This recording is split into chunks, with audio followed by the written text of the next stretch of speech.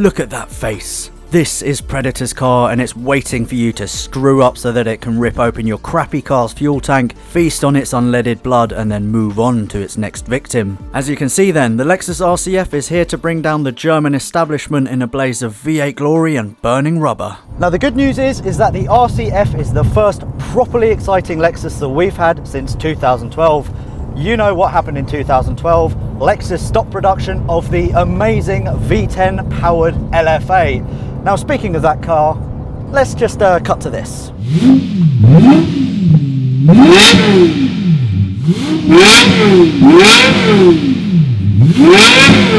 Oh yes, that's a good noise. That is a very, very good noise.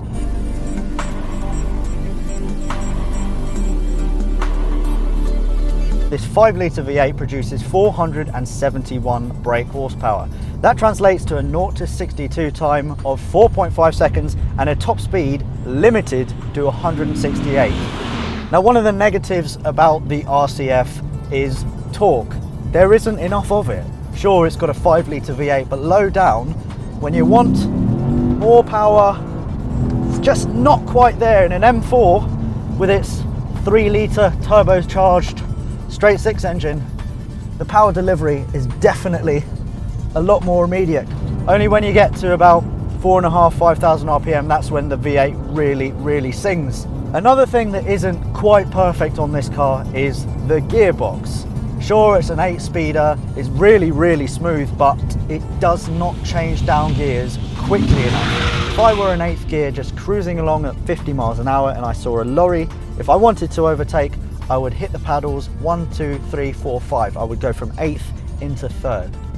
Now I've timed it, and that transition takes 5 seconds. When you're traveling at 50, 5 seconds is too damn long.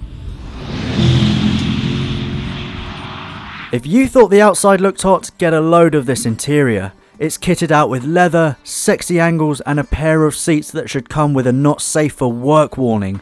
I mean, just look at them. If only the same attention was paid to the bland and plasticky center console. Anyway, moving on.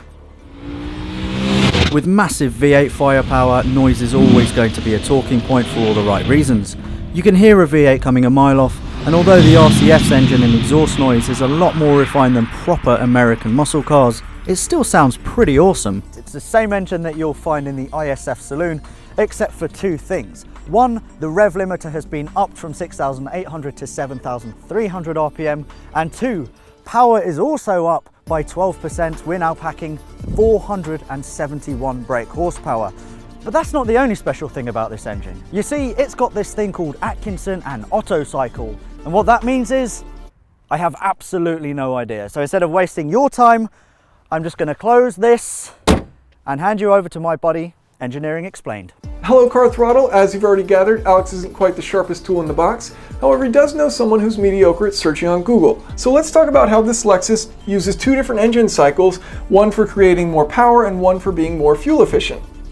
So when it wants to create more power, it'll be operating under the Otto cycle. And this is just like most of the engines out there on the road, where they have 4 strokes: intake, compression, power, exhaust. And the key thing to take away here is that the compression ratio, the volume of air before compression divided by the volume of air after compression, is equal to the expansion ratio, which is the volume of air after your power stroke divided by the volume of air after compression. Now, using cam phasing, the Lexus can switch over to the Atkinson cycle to operate more efficiently during low engine load operations, such as cruising down the highway. So let's talk about how it's actually different. Now, during the compression stroke, the intake valve is actually left open for a portion of it, so you push some of that air-fuel mixture back out. And what this does is it gives you a relatively smaller compression ratio in comparison to your expansion ratio. Now, why would you want to do that? Well, during your power stroke of the Otto cycle, once your piston hits bottom dead center, there's still additional pressure remaining, which is then lost out the exhaust. During the Atkinson cycle, you can recover some of this pressure because once your piston reaches what will be the equivalent of your compression ratio, it still has further to move, and you're turning more of that pressure into useful work, and therefore it's more efficient and will give you better fuel economy. Back over to you, Alex. Now, even though it doesn't really make that much sense to a simpleton like me, I kind of get how the engine is supposed to be more fuel efficient with the strokes and the whatever. All I know is it makes an awesome noise. Yes! Driving the RCF gives you a real sense of satisfaction. Sure, the gearbox could be faster, and okay, this thing does cost £60,000, but you're getting something very special. It's a great cruiser, for example, features quick handling and strong brakes for fast cornering, and has insane amounts of grip. Until you turn the traction control off. What I really like about the RCF is that it properly flatters the driver. It's extremely forgiving, and it's also a lot of fun. I guess a good way to differentiate the RCF and the M4 is, and I said this in my review, that the M4 needs a properly experienced pair of hands to drive it extremely fast on a track.